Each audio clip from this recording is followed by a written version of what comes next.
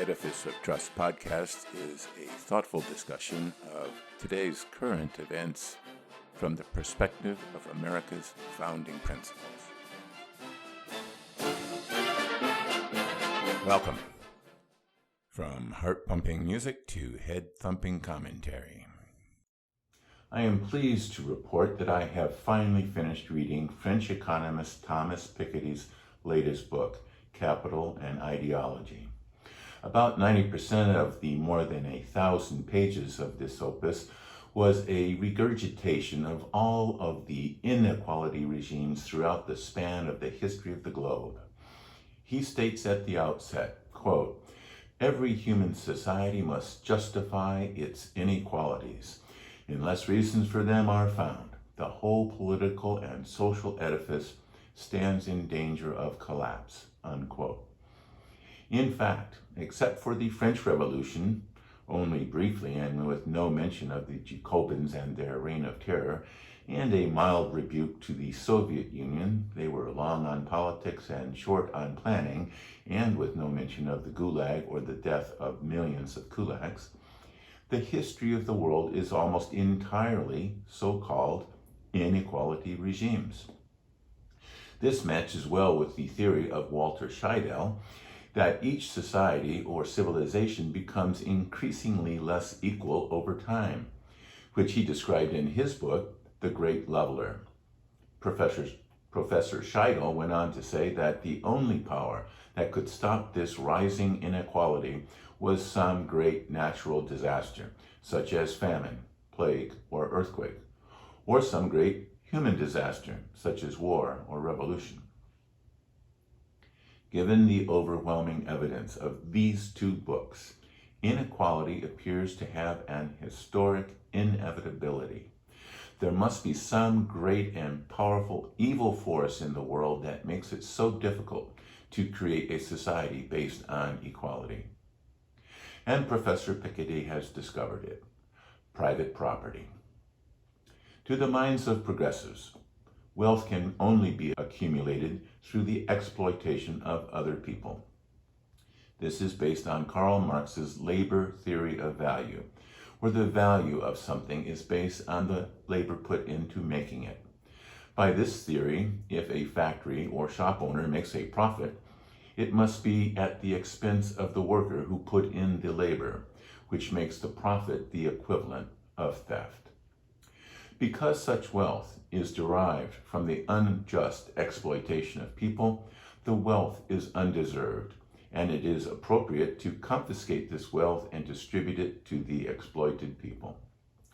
Professor Piketty thinks up many ways to extract wealth from rich people, such as highly progressive income taxes up to 90% of income, a progressive wealth tax that would continually reduce the assets of the wealthy, a progressive inheritance tax so that the wealthy cannot pass on the wealth and its benefits to their children, and even a progressive carbon tax. No wonder they're called progressives. The entire purpose of these taxes is not to provide revenue to fund government operations, but to punish the wealthy and to bring them down to the level of the proletariat. And Professor Piketty has figured out many ways to distribute this confiscated wealth. Free stuff, of course, free health care and free education, for example. In addition to free stuff, he would provide a universal basic income to everyone. He would even take the inheritances that were taxed away from the children of the wealthy and give the money to young people as an endowment. He estimates these endowments would be around 120,000 euros each. That would give the young beneficiaries an equal start in life. Professor Piketty even says that the young people could take the confiscated windfall and buy a house or start a new business. Although why they would do so if it was just going to be taken away is beyond me. Or maybe they could just buy a Lamborghini instead. The one thing that Professor Piketty does not discuss in his book, although with 1,000 pages you would think he had enough room to include it, was why people should be equal. To Professor Piketty and his fellow progressives, the question does not even come up. The book provides much greater insight into the psychology of Professor Piketty and his fellow progressives than it does into economics. Progressives believe that everyone thinks like they do, or at least they should think like they do. They believe that people that don't think like they do are bad people, evil people that exploit others. But New York University psychology professor Jonathan Haidt, in his book, The Righteous Mind, has shown that there are multiple moral axes and that progressives focus on only one or two of them.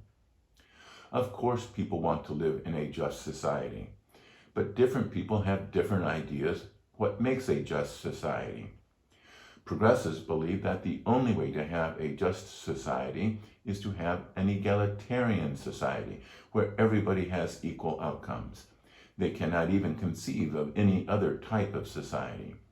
But other people, good, honest people, may believe that such a just society is not worth the loss of liberty. Professor Piketty believes in democracy, but a democracy that confiscates the property of its citizens is exactly the kind of democracy that founder John Adams feared would, quote, consume itself. Professor Piketty may believe that the enforced equality that he wishes to impose on everyone will make a better world, but many others will not see it that way. They will see it as oppression, and there is no such thing as good oppression or oppression for a good cause. The historical record of attempts to create, quote, equality regimes is proof of the horror and death of such regimes. And it is not because of poor planning or flawed leaders. Ponder that while you listen to a brief message.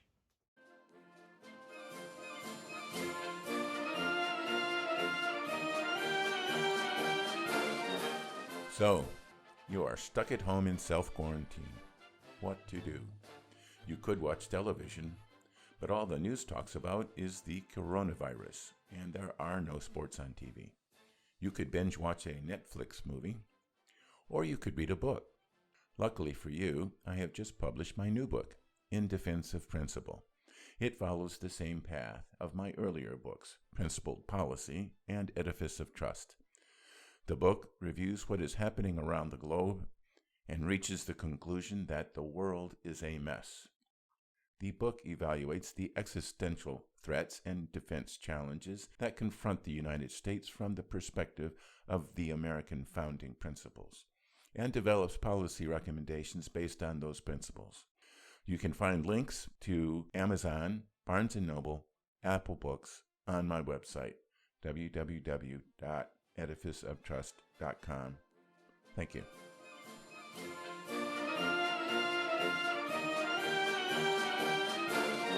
Welcome back. So what do we care what some crazy French economist thinks? Left-wing economists here in America love the book. Quote, the most important economic book of the year, and maybe of the decade, gushes Paul Krugman. Robert Wright calls Piketty's analysis, quote, breathtaking. And it is not just members of the dismal science that love the book. Professor Piketty is the mentor to both Gabriel Zucman and Emmanuel Saez, and they in turn were the principal economic advisors to the presidential campaigns of both Bernie Sanders and Elizabeth Warren. The Democratic platform developed by presidential candidate Joe Biden's Unity Task Force was influenced by Bernie Sanders and draws heavily from the ideas of Piketty, Zucman, and Saez.